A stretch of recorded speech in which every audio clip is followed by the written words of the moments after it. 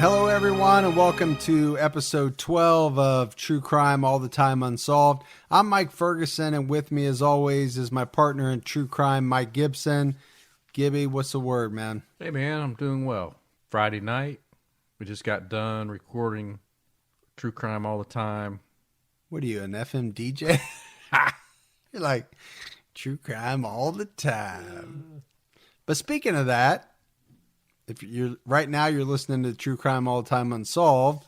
If you haven't done so, make sure you check out our main podcast, which is True Crime All the Time.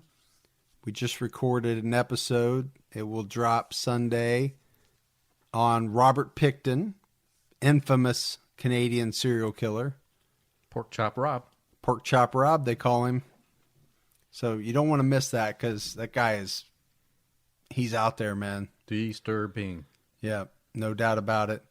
So let's get started. We got some Patreon shout outs, Gibbs. So I want to give a big shout out to Stephen Schnell, Jordan Franks, Marina Frieden, Larissa Wilson, and Jackie Curtis. That's great, man. I really appreciate it. Yep, we do. We really appreciate your support. Helps us keep the show going. Couldn't do it without you. I mean, I appreciate all of them. You know, the ones that keep giving and the ones that are just new to us. Oh, yeah. There's no doubt about it. I mean, we love everyone, man. So check out our website at truecrimeallthetime.com.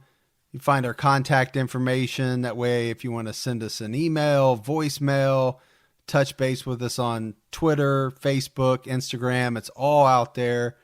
Make sure you click on the merchandise tab. We got the stickers are out, the new stickers. Stickers looking good. Yeah, they're really cool. I just mailed out a bunch of them to our Patreon supporters. We're doing free shipping on the stickers.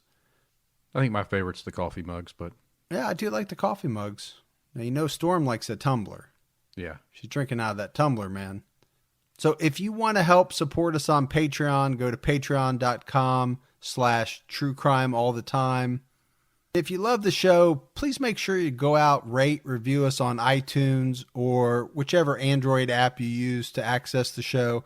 It really does help us. It only takes a little bit of time, but it helps get the show out to more listeners. All right, Gibbs, we talked about doing Robert Pickton on True Crime All the Time. It's a Canadian case. And so we've kind of made a theme out of it, and we've picked a Canadian case for tonight's Unsolved episode. We did, but is it really unsolved? It's kind of one of those unsolved, solved, /solved, unsolved. Yeah. Kind of back and forth. Back and forth. Now we're at unsolved. And I think that's why, I mean, you know, you picked this one. I did. And I think that's, I'm assuming, I'm putting words in your mouth, but that's probably what jumped out at you as the most interesting. It really did. Aspect of it is Yep. because, it goes back and forth. It's not the normal crime. Here's all your suspects. We don't know who it is, and we're done. Right. I mean, the crime itself was horrendous. No doubt. Because as we get ready to get into it, we're going to talk about a 9-year-old. So, I mean, this is our first case outside the United States, and we waited a while to do that, although you and I have been talking about it for quite some time. And we get a lot of emails about cases in other countries. We do. And we're going to do some of those. We're not going to get away from the cases here in the U.S. That's always going to be our backbone. But we're going to branch out because I think there's some fascinating cases. Canada has a lot of fascinating cases, but you've got, a lot in South America. Australia especially has a lot of really, really interesting cases. And then, you get over to Europe and places like that as well. So we'll try to spread it out to some different countries as we go along. I mean, one thing we know for sure is serial killers are universal. On the last day of 1984, the trees and the land were bleak in southern Ontario. The first snow came that night, but not before a horrifying discovery. The body of a 9-year-old girl, so badly mangled it was recognizable only by a pair of white bobby socks. So, little eerie to start out the episode. Yeah, welcome to True Crime All the Time Unsolved. Yeah. So, we're talking about the abduction and murder of Christine Jessop.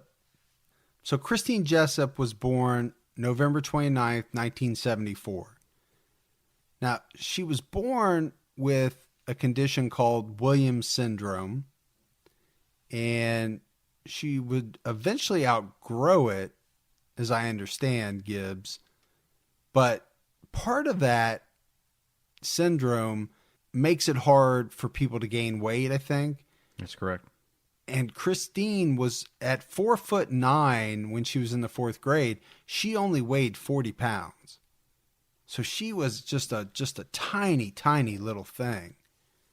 She enjoyed playing baseball, but she really loved her animals. And she had a dog named Freckles, and she also had a pet frog that she named Harold.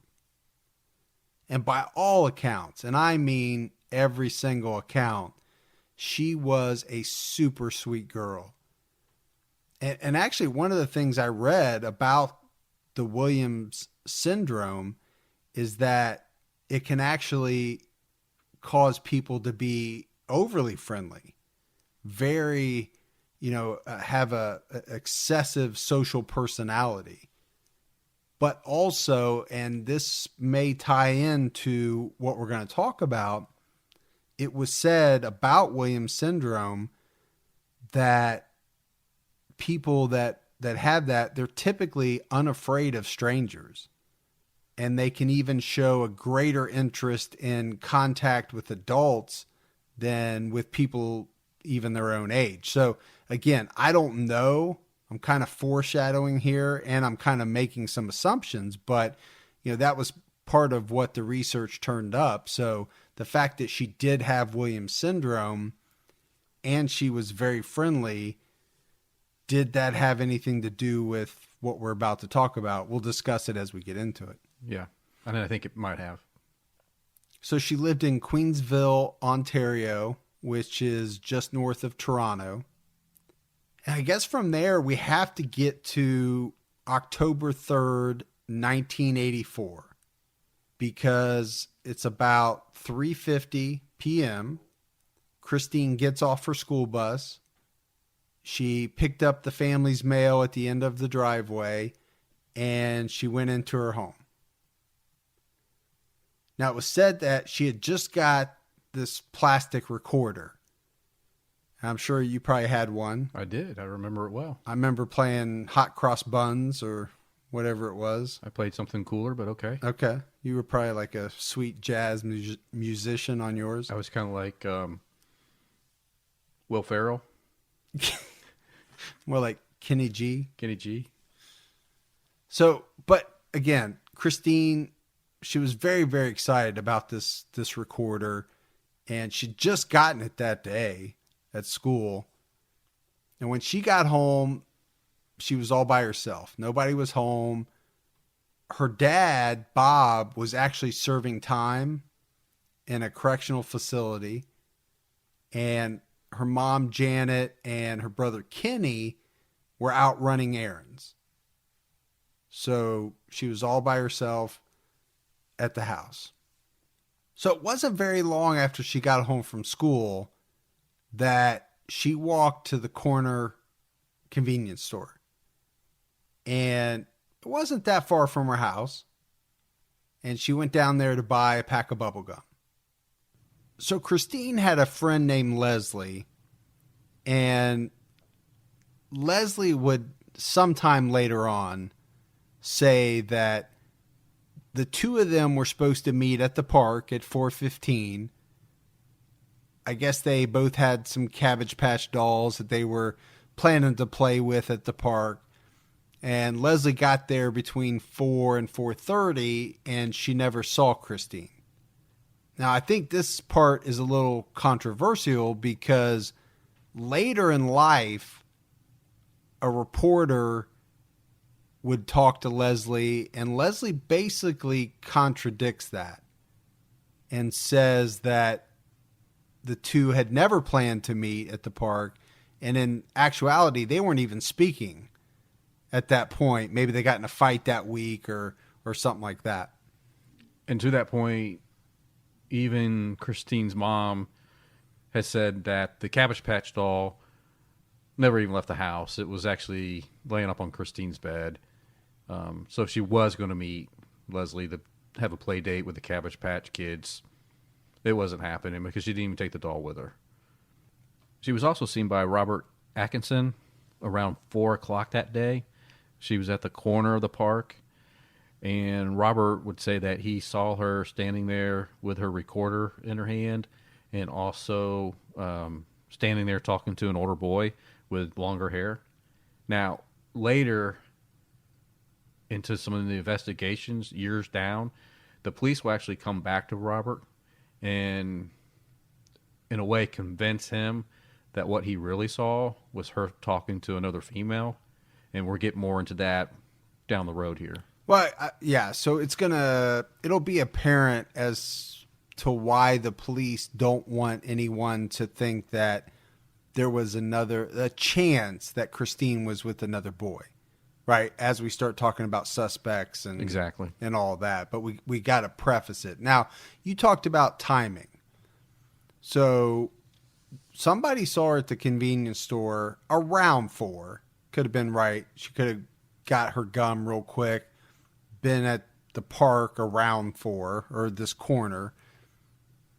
But with Robert Atkinson, by all accounts, this was the last time that she would ever be seen alive, except for who ultimately killed her. Now, let's talk about her mom and her brother returning home. And again, this is some pretty tight time frames because they get home about 4:10, I think is what they say. And they walk in the house. They see Christine's book bag. They also see the mail that she'd taken out of the mailbox and brought in. But they don't find Christine. And they start calling her friends and they start searching the neighborhood and the nearby park. And so another interesting development from this is, again, years later, during and throughout the investigation, the police will come back to Christine's mom and attempt to convince them that it would be best if they would say they arrived home at 4:35 versus 4:10, because it will assist them with some timeline problems that they have with their suspects. So, and we'll touch on it when we get there, but I just wanted to point it out at this time. Yeah, this is one of those ones where you kind of have to jump a little bit ahead because we're laying the groundwork. Now, sometime around 7 or 8, this is when Christine's mom calls the police. So they've been looking for her for 3 or 4 hours. And once they call the police, the search for Christine begins, but she's not found that day or for a while, for that matter. I had told her not to leave the house if I wasn't home. If she got home from school, don't leave the house, just stay with Freckles, and she'd be fine. I called all her friends to see if she'd gone with them. It wasn't just sort of call the police right away. No, we looked everywhere. And then finally I thought, well, I think we better call the police. There is something in the back of your mind, when you can't find them right away. Something's not right. And I thought, oh, she'll come running up the driveway in a minute. There won't be any problem. So Gibbs, it won't be until December 31st, and that's about 3 months later, that some human remains are found near a field in a wooded area about 30 miles east of Queensville. And that's about 50 kilometers for our friends north of the border. And they're found near a town called Sunderland. Now, this is the tough part. right? Because her body is found on her back. The body's decomposed. Her legs are spread apart in a very unnatural position where it was described as her knees were spread outward. And animals had eaten at the legs. Her head was facing north, her feet facing south, and she had a sweater that was pulled over her head. Now, there were a few bones scattered between her head and what remained of her legs, basically giving the appearance that her head and waist were not connected. I mean, this was a vicious, gruesome, horrible sight. Had to be for whoever found this, right? Keep in mind, we're talking about a fourth grader. She was wearing a beige turtleneck sweater, a blue pullover sweater, a blouse that had some of the buttons were missing, and 2 pairs of socks. So, Mike, I think she had 2 pairs of socks on and 2 layers of sweaters because she was so thin and she wanted to bulk herself up, is what some of the people that knew her well would say later, that she liked to layer herself up in clothes, to the point that there was actually another zip-up sweater that she had on earlier that day that they could never find. And I just wonder if that was because she was maybe a little self-conscious about the fact that she was so tiny. And I think, I mean, if you're 40 pounds and 4'9", I mean, I would say that's kind of bony. Or was it because she was cold? I don't know, because she was so thin, or a combination of both. But now her underwear was found around her right foot, blue corduroy pants, a belt, and she had a pair of Nike running shoes. They were found just south of her feet. All of these clothes would later be identified as belonging to Christine. And then they found the recorder. Her name was taped on it. I assume tape with, written with her name written on it. That was found next to her body. They also found some loose buttons, which I don't know if, I'm assuming came off her blouse, because it said her blouse was missing some buttons. But they also found cigarette butts, which we know, well, I don't know, but I'm assuming the fourth grader, Christine, is not smoking, and those were not her cigarette butts. So, Mike, the autopsy would reveal that Christine was raped and then she was stabbed multiple times. So, months later, Gibbs, after they find Christine, something very strange happens with her brother Kenny. So yeah, Mike, Kenny, which is Christine's older adopted brother, he would account that he had a really bad dream one night, and he woke up the next morning and he told his mom that they needed to go to the site where she was found because he felt like something was not completed yet. And so they go to the site, and he's standing where she was found, and he looks down at his feet and he sees some small, what looks like bones. He reaches down. They are bones. He picks them up. They put them in a styrofoam cup.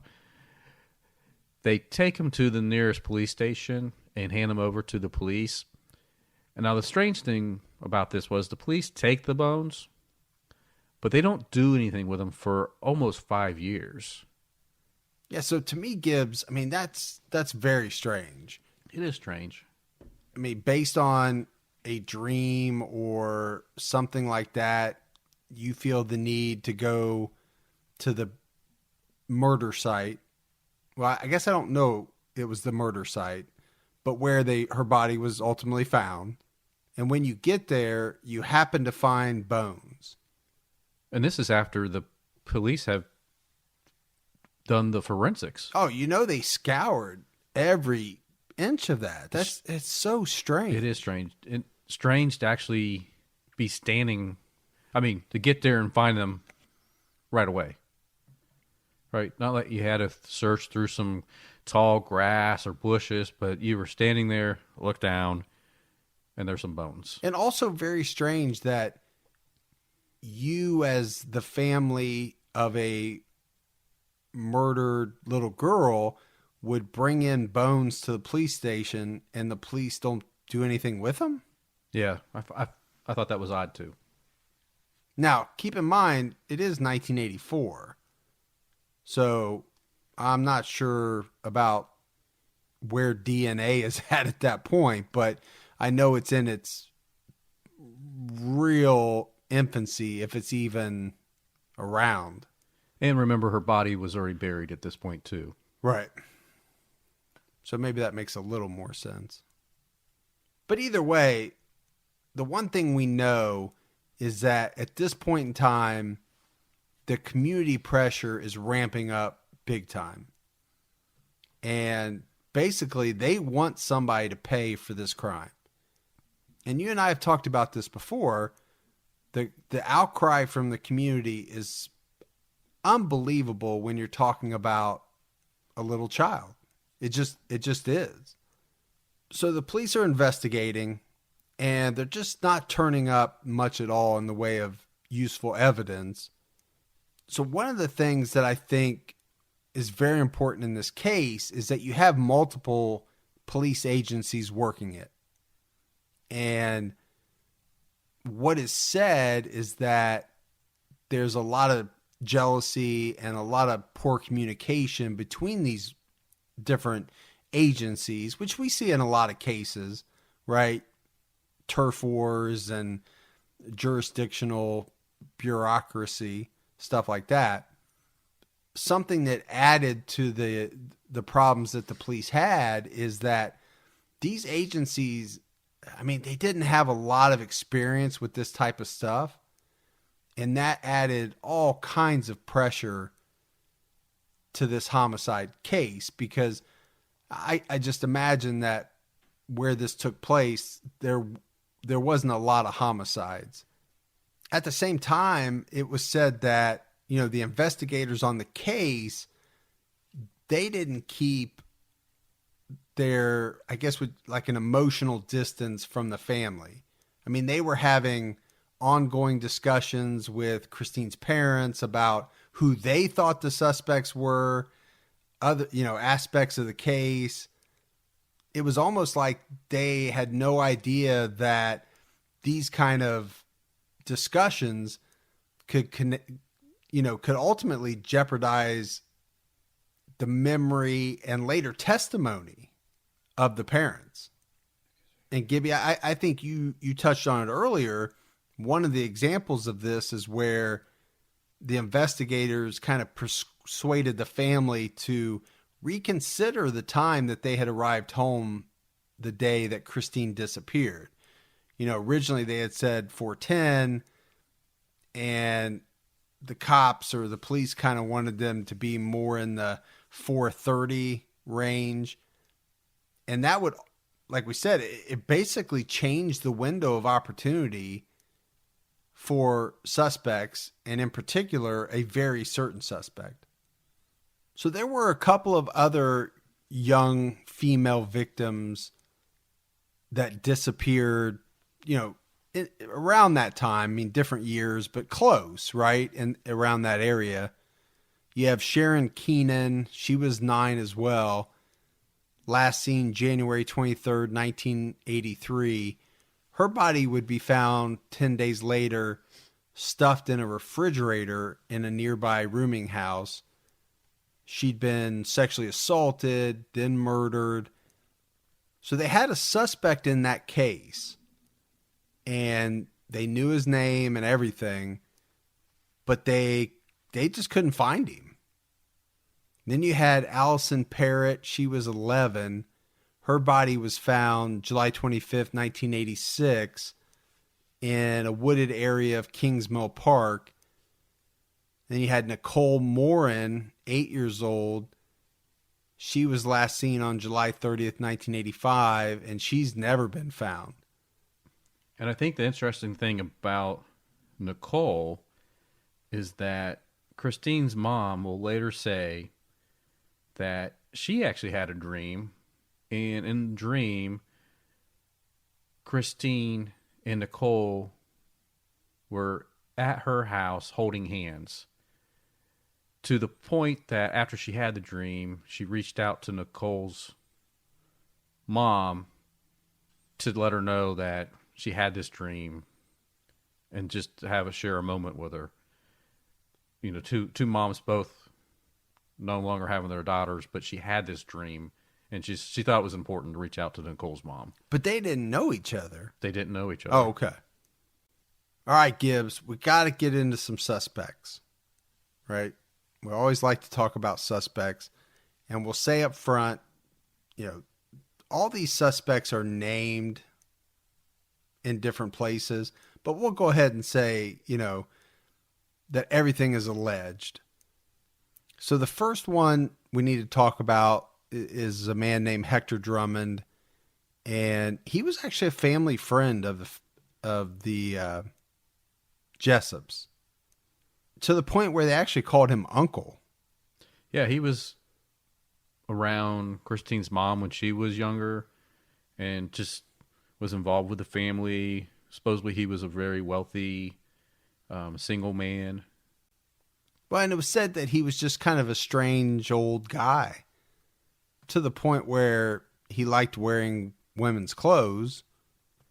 So the way that he kind of got tied in was after she was missing, Christine's mom was cleaning out the garage, and where Hector, when he came over, he spent a lot of time in the garage. And when they went to clean out the garage, they found a crumbled up piece of paper that had a hand-drawn map to Hector's house. And it was suspicious to the point that they wanted to look at it because it looked like it was a way to give a map to someone young to follow to get to Hector's house. And they couldn't figure out why somebody would need to do that. And it looked like it was Hector's handwriting. Yeah, so suspicious. So just suspicious act. So never went anywhere though. No, it was that. quickly pushed to the side. So this next one, there really is no name for the suspect, but a local man by the name of Gabriel Polgar, he was driving up the county road, and near the site where Christine's body was found on the day she went missing, Polgar saw a blue Oldsmobile pulled over on the side of the road with the trunk open. He notices a large man coming out of the woods, all sweaty, nervous-like, and the man looks at him like, "You shouldn't be looking at me." He hurries up to the car, closes the trunk, gets in, and drives off, to the point that Gabriel Polgar thinks it's very suspicious. He makes a call to the police to tell him about it, and after that, he doesn't really hear anything back from the police about it. Now, many years later, Christine's brother Kenny will bring this up and say that there was a old family friend by the name of JP that worked at a local co-op, and he actually had the blue Oldsmobile, and that he showed very strange tendencies towards Christine. Not far from where Christine Jessop's body was discovered, a man named Gabriel Polgar saw a suspicious car pull to the side of the road on an evening around October 3rd. When he drew up alongside, a large man dashed out of the bushes towards the rear of the parked car. The trunk of his lid was just up about 3 inches. Yeah. So, but I couldn't look in it. And as soon as he come running out, he saw me and he shut the lid, and he was looking at me like kind of nervous. He's sweating quite a bit, and I thought I better leave it. He looked like he's going to come at me or something. You know, that looked kind of scary. Polgar departed quickly, but never forgot the strange encounter. After Christine's body was found, he contacted detectives John Shepard and Bernie Fitzpatrick. And when I told them what I saw, they kind of looked at each other. I could see it. And he wasn't happy with what I said. I said, look at it. Well, he said, okay, well, come and check it out. And they never showed up. So They never came. no. So we have another, not a suspect, but there was a woman that lived very close to where the body was found.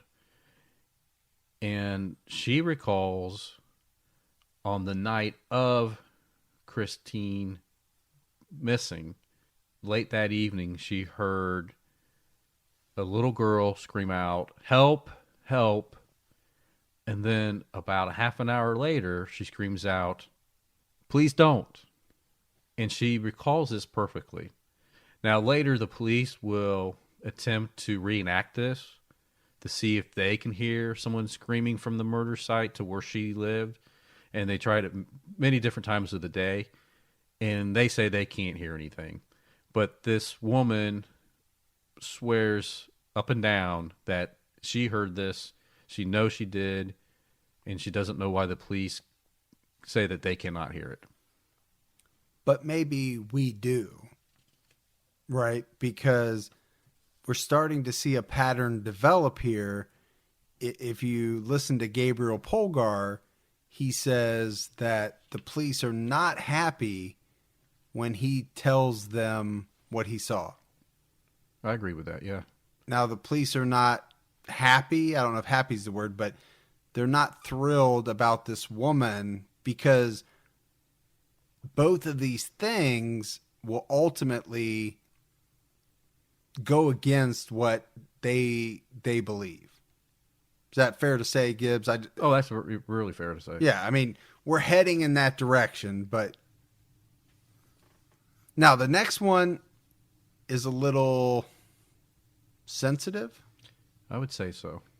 So it was alleged that Christine's brother, Kenny, and two other boys had engaged in sexual activity, not only with each other, but with Christine as well. And this happened at a very early age. I mean, you know, somewhere in the neighborhood of, on Christine's part, age 4 to 8.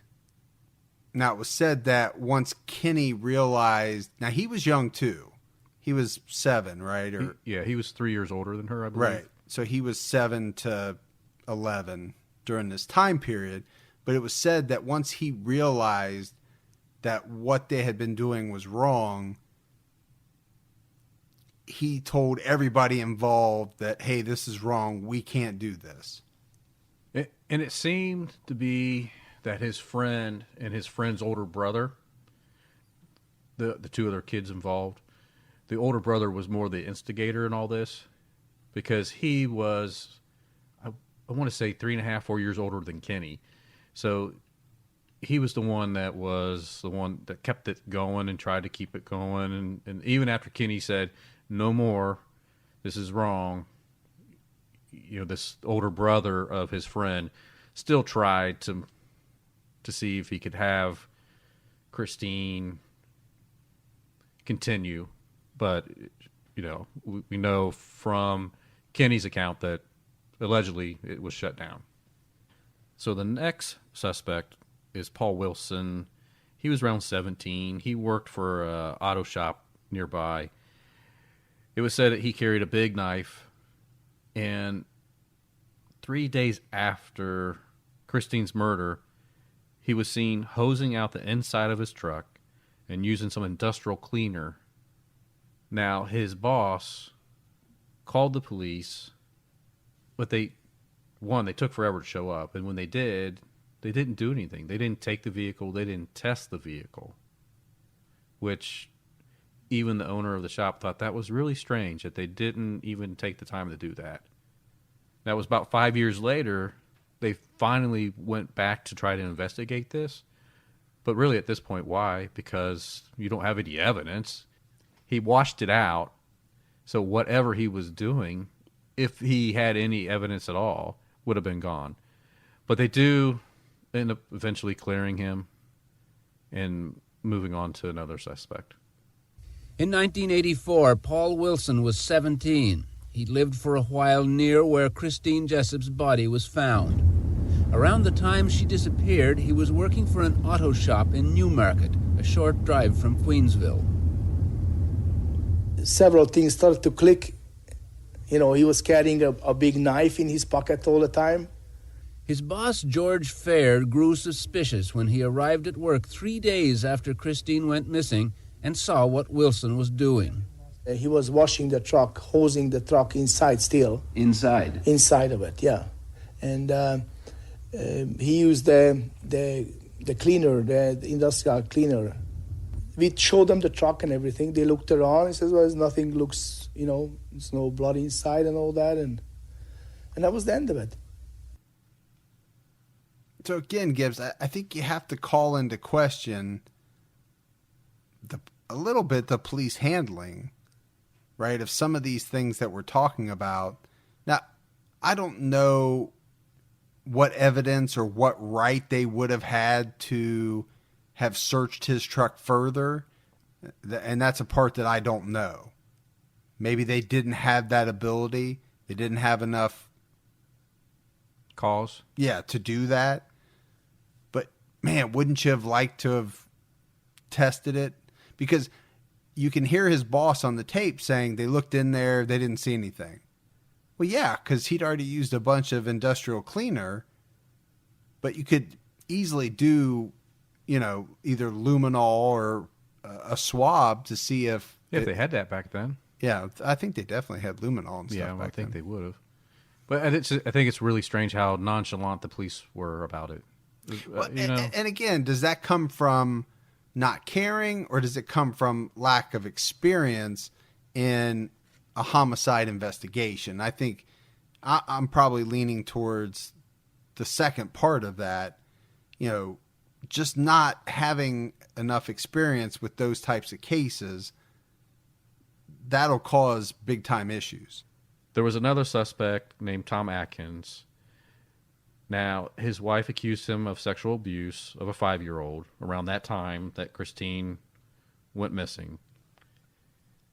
So it was said he threatened many of the family members involved with this alleged sexual abuse. And the police also did find some child pornography. Now, Atkins said he was working on the day that Christine was taken and murdered. Later, he changed his story and said, no, I wasn't working. I was actually at my house making fruit preserves for the winter. Police gave him a simple lie detector test, and he passed that. So they never searched the house to see if there was anything inside there. But later, he was convicted of some sexual abuse on another child. Tom Atkins became a suspect after his estranged wife had him charged for sexual abuse of a 5-year-old, Dorothy Atkins.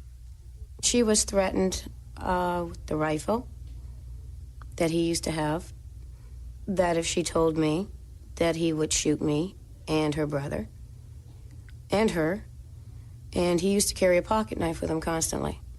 He threatened her with that many times. Compile a profile to see if Tom maybe fit the pattern of whatever had happened to Christine Jessop. So during this and during the questions they asked me, I had to recount 12 years of our sex life together. So I just want to touch on what she just said at the end of that soundbite. When the police asked her about the sexual experiences that he and she had, I guess it was pretty bizarre, really out there, to the point that after the interview was done, she would run into the one detective, and he actually asked her out. So this is one of the police that were investigating the murder, but he asked this woman out because he liked like some of the details of the sex life. Yeah, he actually admitted, because she asked him, Yeah. why are you asking me out? And he flat out admitted that, I don't know if he used the word turned on, Yeah. but it had something to do with the answers or the details that she had given about her past experiences. So just how ethically wrong that is or was, I think. Again, very wrong. And it goes back to, how are they handling this case? Yeah. I'm just, it's kind of disturbing. Yeah. No, I think it's a great point to bring up. So, Mike, there was another suspect. His name was Mike Taylor.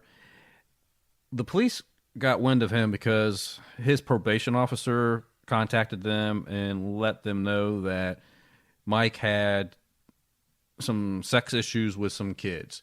They didn't get into a lot of detail on this one, but it was enough to spark their interest. They also found out that he used to work at the cemetery where Christine liked to play a lot.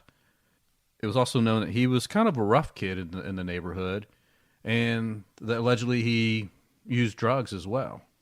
At one point, it was said that he threatened his sister and his father with a gun and also a chainsaw. So that's kind of alarming. Now, the police believed his alibi that his own family gave them, saying that he was home with his dad, then he had to run an errand or take his dad to the VFW or something like that. So the police was fine with that. But it was years later that his sister would tell them that, no, my brother actually was probably the killer. But they had sworn testimony from her earlier saying that this was his alibi.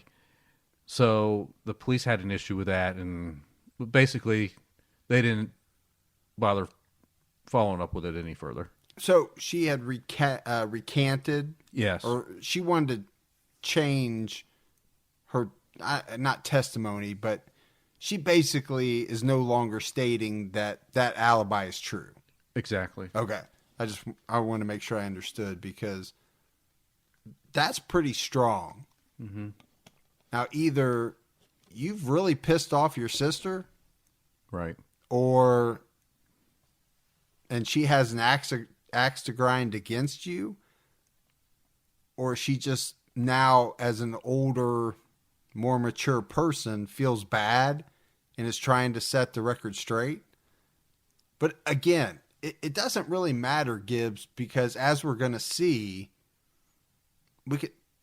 all these suspects that we're going through, we're getting ready to get to the next one, and police already have tunnel vision.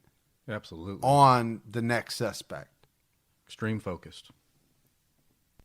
Teenager Mike Taylor became a suspect in the Jessop case after police got a phone call from his probation officer. He'd been in trouble for some sex-related incidents involving children. Threatened his sister with a gun, gone after his father, or threatened his father with a chainsaw. Taylor's own family provided an alibi. He'd worked on their house and then gone to the Legion to get their father. Police accepted Taylor's alibi while continuing to build a case against Guy Paul Moran, who they considered a weird-type guy. Detective Mangano says 4 years later, Taylor's sister contradicted her own story. Right away, she suspected that her brother was involved. Yet, if her brother had been with her the prior afternoon, as she subsequently alleged, she would have right away, you would think, say, well, where was he? Wait a second, well, he was with me.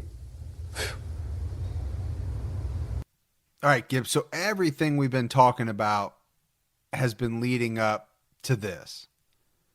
And the next suspect is Guy Paul Moran. as we mentioned, right, trying not to give too much away in the beginning, but you have to lay the foundation. And Guy is the one, I mean, from an early stage that the police have put all their focus on. Yeah, they're locked in. Yeah, they've been locked in on this guy. He was 23 years old at the time. He was a neighbor to the Jessops. So it's said by a lot of people, and I think you even heard it on the previous clip, everybody thought this was kind of a weird guy, right? He was a kind of a loner, lived with his mom and dad, worked at a local furniture store. He was in the band, played a couple different instruments, and he had a hobby as a beekeeper, had several beehives in his backyard. Neighbors thought that was weird, probably seeing him walk around in that white suit with the big face mask or whatever. When it comes down to it, he was just not a social guy, and I think that's probably why he had this stigma or label as kind of a weird dude. Now, the one thing that he didn't help himself with is when police interviewed him, he acted strange in the interview. Well, according to them. You know, he wouldn't make eye contact with them. He just basically stared straight ahead and as he answered his questions. Now, Guy and his parents, they had an alibi for him as well. And that was that on the day Christine vanished, it was said that, you know, they had gone grocery shopping. Guy had brought the groceries in. He had taken a nap. And then later on, he had worked on some renovations that I guess that they were doing around the house until after dinner. And then, you know, at some point he had gone to bed. But this was an alibi which later on at trial would be heavily questioned. But like we said, Gibbs, I mean, they had been on him from very early on in the case to the point where, I mean, they go ahead and arrest him on April 22nd, 1985. And that same evening, the police are searching his house. They take samples of his hair, blood, saliva, all of which Guy gave up voluntarily. He went through a 6-hour interrogation where he repeatedly stated his innocence. The Jessop family, right from the outset, believed that Christine had been taken from home, which caused the focus of the early investigation to be on people who lived nearby, neighbors, like the family of Al and Ida Moran, and in particular their son, Guy Paul. They said, well, you're under arrest for the murder of Christine Jessop, your neighbor. I said, right, come on, guys, you're kidding. He said, no, Guy, we're not. We know what we're doing. We don't make mistakes. So like we said, he's arrested on April 22nd, 1985. His trial starts January 7th, 1986. It would last 4 weeks. Some of the evidence that was presented, they had an expert that suggested that a hair that was stuck in Christine's necklace matched Guy's hair sample. And on top of that, there were 3 hairs found in Guy's car that the expert said matched Christine's hair. The expert also testified that there were some fibers that they had found on Christine's clothing and recorder case that could have come from Guy's home and car. Again, that one didn't sound like it was definitive. It was more of it could have matched. And keep in mind, we're talking 1986 technology. So the other thing the jury heard was testimony from Guy's cellmates. A man named Mr. May and then another person that they identified only as Mr. X.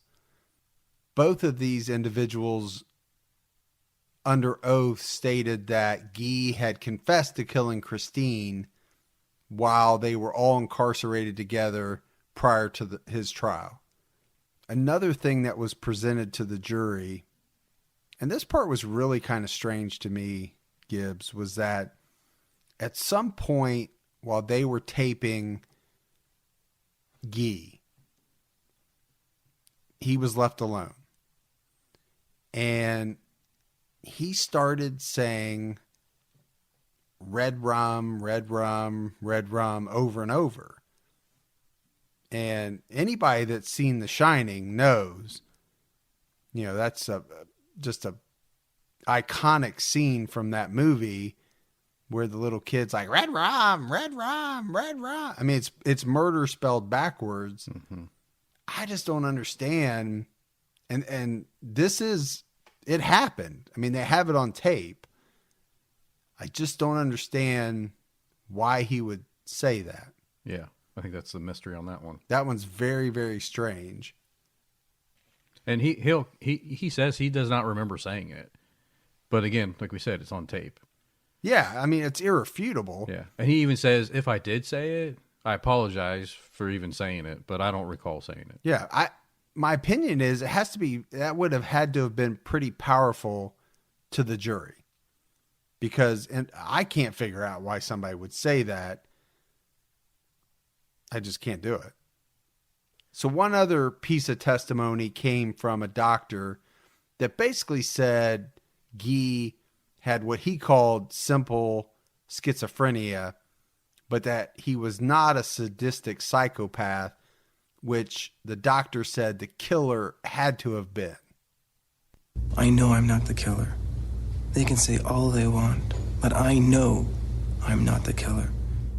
This is real. This is real. So, then I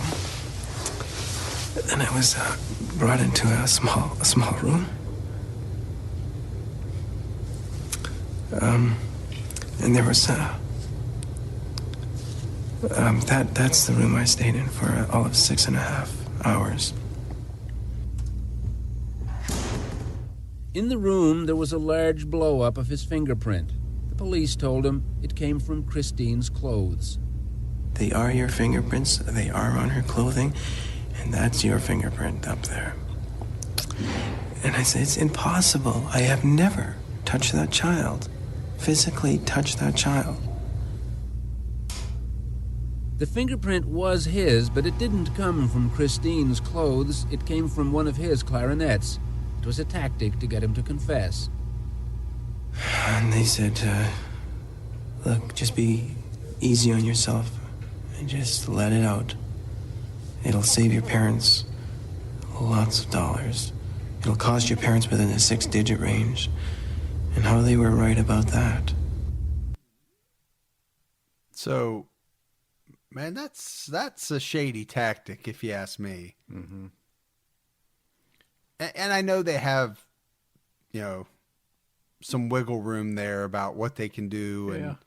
No, I don't want to say carte blanche, but... Yeah, but I don't know. It just seems kind of shady, I guess. So we got to talk about Guy's defense.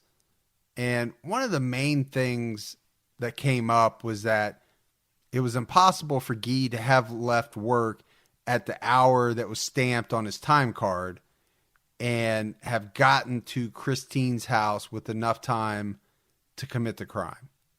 So his lawyers also argued that the hair and fiber evidence didn't prove anything, and they had their own experts who disagreed with the prosecution's experts' analysis. So we go through the trial. Like we said, it was lasted a month, basically. On February 7th, 1986, the jury came back with a verdict of not guilty. Guy was acquitted, set free, but that's normally where the story would end, Gibbs, but it doesn't. At 20 minutes after 4 this afternoon, 26-year-old Guy Paul Moran became a free man. Well, I'm very, very happy for the verdict that has come out from the jury. The system does prove to be quite effective. It has proven me as I am innocent. So he was happy for a little while, but it wouldn't last very long. Very short-lived. Because within a month, they would appeal the acquittal. And about 4 years later, he's on trial again. So the second trial begins on May 28th, 1990.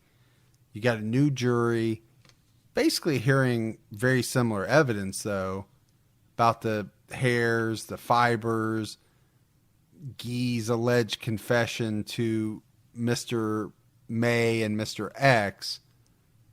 But at this point, the defense they're all over these two guys because, they're able to point out that both Mr. May and Mr. X had very lengthy criminal records, and that also made a whole bunch of offers to implicate other inmates in addition to Guy. So, to me, Gibbs, it's like they're just trying to tell a story on anybody they can to get something back, whether it's, reduction in their sentence or, something like that. Mr. May was diagnosed as a pathological liar by some experts at Guy's second trial. And he would go on to tell many people that he committed perjury at both trials. Mr. X had been diagnosed as having a personality disorder with sociopathic tendencies. And basically, again, he was called a pathological liar as well. But what the jury did hear in this trial was a whole bunch of new evidence from witnesses who had not testified at the first trial, but who now all of a sudden, Gibbs, it's like they had recalled a whole bunch of information that was damaging to Guy. And a lot of it focused directly on his behavior shortly after Christine's death. And all of this was basically a parade of witnesses who had an opinion that Guy acted in a way after her death that basically reflected that he was guilty. So earlier we were talking about how a young man saw Christine at the corner near the park around 4 o'clock with an older guy with long hair. For this trial, the police went back to the young man that made this statement and told him that what he actually saw was Christine with another girl, and had him revise his statement. Well, and I think this is where what we talked about with the police talking so much with the family and having, I don't know if you want to call it persuading them to change the time that they got home from, 4:10 to about 4:30-ish or 4:35. Mm-hmm. So again, all of this stuff is playing into them trying to make sure that Guy Paul Moran fits into these little crevices. And there, again, there's a whole bunch of witnesses, but they all center around the fact that, and they testify that either Guy didn't seem like he was concerned about the girl's death, or that he seemed very uncaring. It's all about feelings or how he acted, I guess, is what most of the testimony centered around. And Christine's mother testified at the second trial that after Christine's funeral, she and some people that were with her had heard a man screaming, "Help me, help me, oh God, help me." And she believed that this like kind of real frightened and desperate voice was Guy. But I do think there were a lot of problems with some of these witnesses. You know, again, they didn't testify in the first trial, and it was almost like these things all of a sudden were remembered for the second trial. And like I said, it was just all evidence that was meant to show that Guy felt guilty or was somehow displaying emotions that were deemed to be inappropriate. Right? And really, when you boil it down, I mean, what kind of evidence is that? Other than people saying he was acting funny or he didn't act the way that somebody should act in this situation. Now, there was a second autopsy that was done, and this one revealed that Christine had been raped and killed by multiple stab wounds, which we said was consistent with the first. But in the second one, there was just a little bit more to it, where they said that the stab wounds had been so vicious and so hard that it went into and through her spine. Now, keep in mind, this was a very small girl. We've said that. She only weighed 40 pounds. But it added some more color, I guess, to the, you know, to how maybe the murder was committed.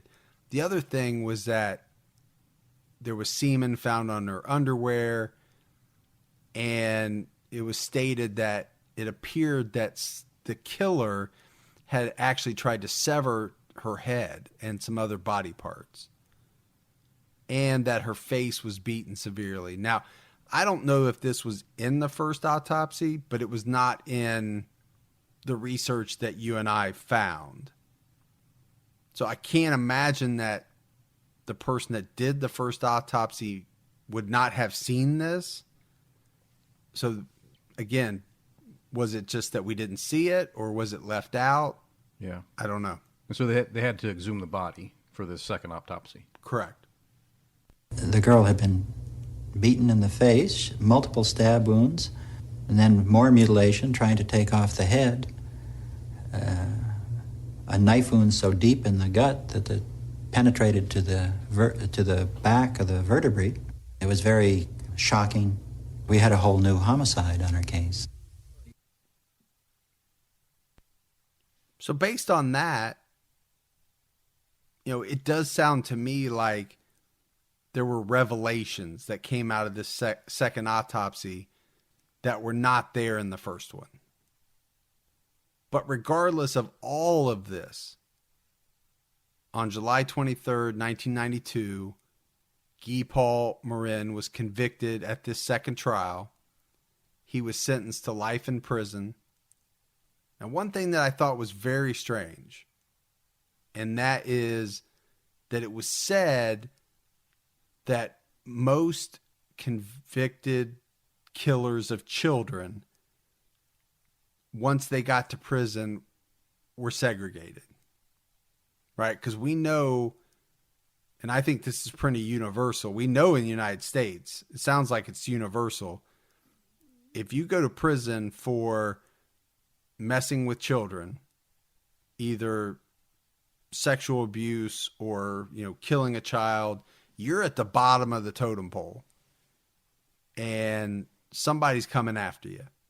Yeah, you're not expected to live very long if you're placed in general population. Right. And that's what they did with Guy. And that was, from what I read, it was not what was normally done. But he was there, he was in general population the entire time he was in prison. So would you say that maybe there was a motive to make sure he was placed in general population? I don't know. I for don't, a certain outcome? I have a hard time figuring out a lot of this case. I looked at my jury. Not one of them faced me. One had tears in her eyes. I looked at my defense. Wow. Obviously, I did hear properly. I heard what that One foreman did say, "We find the accused, Guy Paul Morin, guilty of first-degree murder." Yeah, I remember those words. So normally, this is where the story would end. Again. Right. But we're in an unsolved case. So the story can't end here. And it doesn't. Because in 1995, DNA has progressed significantly up to that point. Not to where it is today, but they did some testing which excluded Guy as the murderer. And I'm assuming that part of that, or maybe a lot of that, came from the semen that was found in her underwear. I mean, I'm just thinking that would probably be where they got the DNA. And the thought would be that who else would leave that there but the killer? So because of this, his conviction was reversed. And he was eventually cleared and freed after spending, 18 months in jail, I think it was, going through 2 trials. So 18 months in jail, but he had spent a lot more time incarcerated and as he went through the different trials and right, hundreds of thousands of dollars that his parents had to put out for his legal. So I guess the sad part of this whole case is that through all of that, Christine Jessop's homicide is still unsolved. And obviously it's horrible what Guy went through if he didn't do it, which it seems like he didn't. And it's horrible what she and her family went through. But you have to look, and I don't like to harp on the police a lot. I really don't. But in this one, you really have to take a look at them and see how much tunnel vision there was. And because of that, what information did they not follow up on? Because they were trying to make everything fit into this perfect Guy Paul Morin time frame. So was it one of the people that we talked about? Was it somebody totally, different? Were there tips and leads that, we already know there was some that they could have followed up on and didn't. My thought or assumption is there's probably a whole bunch more that didn't even come or didn't see the light of day. So ultimately, and this is horrible about wrong convictions. You can't give that person back the time that they lost, right? Going through all those trials, the time that they spent in jail. But Guy ultimately got $1.25 million. He got a public apology.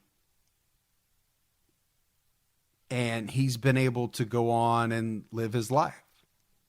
He got married. He has some children.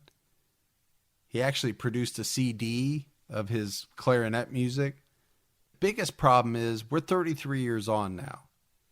They spent all that time trying to fit Guy into that box.